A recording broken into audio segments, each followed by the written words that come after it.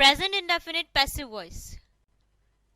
आज हम पढ़ेंगे प्रेजेंट इंडेफिनिट पैसिव वॉइस, जिनकी पहचान है जिन वाक्यों के अंत में द्वारा कीता जाता है, द्वारा हुंदा है, कीता गया है, इन शब्दों का प्रयोग होता है, उन वाक्यों को कहते हैं present indefinite passive voice. Present indefinite passive voice में सबसे पहले ऑब्जेक्ट, ऑब्जेक्ट के बाद इज एम आर, फिर वर्ब की थर्ड फॉर्म और फिर बाय और उसके बाद सब्जेक्ट का प्रयोग करते हैं। अब देखते हैं प्रेजेंट इंडेफिनिट पैसिव वॉइस के कुछ एग्जाम्पल। फर्स्ट एग्जाम्पल इज यह काम मेरे द्वारा कीता जाता है, ये काम मेरे द्वारा किया जाता है।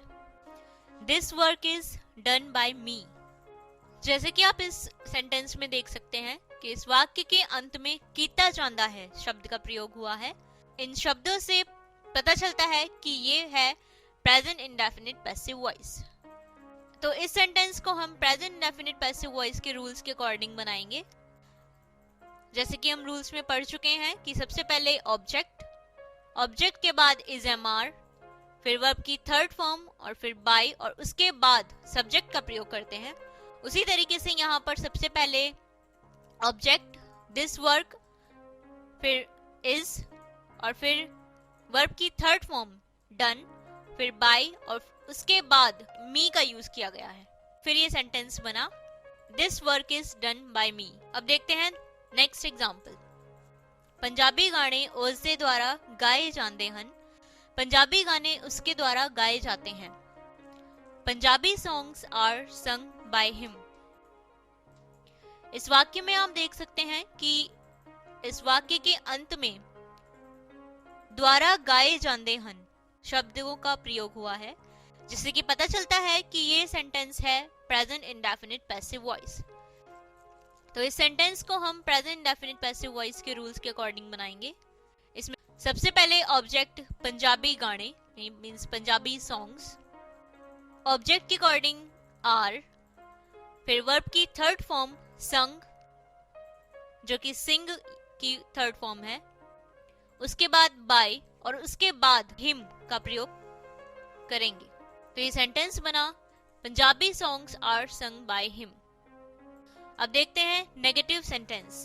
नेगेटिव सेंटेंस में सबसे पहले ऑब्जेक्ट और ऑब्जेक्ट के अकॉर्डिंग इज एम आर और इज एम आर के बाद नॉट का प्रयोग करते हैं, फिर वर्ब की थर्ड फॉर्म, उसके बाद बाय और उसके बाद सब्जेक्ट का प्रयोग करते हैं। अब देखते हैं एग्जाम्पल। यह काम मेरे द्वारा नहीं किया जाता है, यह काम मेरे द्वारा नहीं किया जाता है। This work is not done by me. इस सेंटेंस में आप देख सकते हैं कि सबसे पहले ऑब्जेक्ट दिस वर्क और उसके बाद इज और इज के बाद नॉट का प्रयोग किया गया है, उसके बाद वर्ब की थर्ड फॉर्म डन, फिर बाय और फिर मी का प्रयोग किया गया है, जिससे कि ये सेंटेंस बना this work is not done by me. Next example. Punjabi गाने उसके द्वारा नहीं गाए जाते हैं, पंजाबी गाने उसके द्वारा नहीं गाए जाते हैं। Punjabi songs are not sung by him. इस सेंटेंस में आप देख सकते हैं कि सबसे पहले ऑब्जेक्ट पंजाबी सॉन्ग्स, उसके बाद आर और आर के बाद नॉट का प्रयोग किया गया है और फिर वर्ब की थर्ड फॉर्म संग, फिर बाय और फिर सब्जेक्ट हिम का प्रयोग किया गया है, जिससे कि ये सेंटेंस बना Punjabi songs are not sung by him. अब इन दोनों एग्जाम्पल से आप समझ गए होंगे कि प्रेजेंट इंडेफिनिट पैसिव वॉइस में नेगेटिव सेंटेंस में हम नॉट का प्रयोग कहाँ करते हैं। नॉट का प्रयोग हम इज एम आर के बाद करते हैं। अब देखते हैं इंटेरोगेटिव सेंटेंस। इंटेरोगेटिव सेंटेंस में सबसे पहले इज एम आर, उसके बाद ऑब्जेक्ट, फिर वर्ब की थर्ड फॉर्म, उसके बाद बाय और उसके बाद सब्जेक्ट का प्रयोग करते हैं। एग्जाम्पल। कि यह काम मेरे द्वारा किया जाता है, क्या यह काम मेरे द्वारा किया जाता है। Is this work done by me. इस सेंटेंस में आप देख सकते हैं कि सबसे पहले इज, उसके बाद ऑब्जेक्ट, फिर वर्ब की थर्ड फॉर्म डन और उसके बाद बाय और फिर सब्जेक्ट मी का प्रयोग किया गया है, जिससे कि ये सेंटेंस बना is this work done by me. तो इस एग्जाम्पल से आप समझ गए होंगे कि प्रेजेंट इंडेफिनिट पैसिव वॉइस के इंटरोगेटिव सेंटेंस में इज एम आर का प्रयोग हम सबसे पहले करते हैं और उसके बाद ऑब्जेक्ट, फिर वर्ब की थर्ड फॉर्म, उसके बाद बाय और फिर सब्जेक्ट का प्रयोग करते हैं। तो इन सभी एग्जाम्पल से आप समझ गए होंगे कि जिन वाक्यों के अंत में द्वारा कीता जाता है, द्वारा हुंदा है और कीता गया है शब्दों का प्रयोग होता है, वो कहलाते हैं प्रेजेंट इंडेफिनिट पैसिव वॉइस।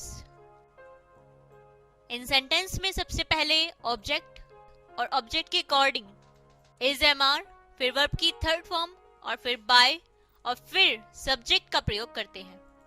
और नेगेटिव सेंटेंस में सबसे पहले ऑब्जेक्ट, फिर ऑब्जेक्ट के अकॉर्डिंग इज एम आर और इज एम आर के बाद नॉट, फिर वर्ब की थर्ड फॉर्म, फिर बाय और फिर सब्जेक्ट का प्रयोग करते हैं। और इंटेरोगेटिव सेंटेंस में सबसे पहले इज एम आर, फिर ऑब्जेक्ट, फिर वर्ब की थर्ड फॉर्म, फिर बाय और फिर सब्जेक्ट का प्रयोग करते हैं। अब आप इसी तरीके के कम से कम 20-20 वाक्य अपनी प्रैक्टिस बुक में बनाइए ताकि present indefinite passive voice sentence बनाने की आपकी अच्छी प्रैक्टिस हो जाए। अब हम आपको दिखा रहे हैं कुछ वोकैब्स। इन वोकैब्स को भी याद करें ताकि present indefinite passive voice sentence बनाने के साथ साथ आपकी नॉलेज भी बढ़ती रहे। तो ये थे प्रेजेंट इंडेफिनिट पैसिव वॉइस।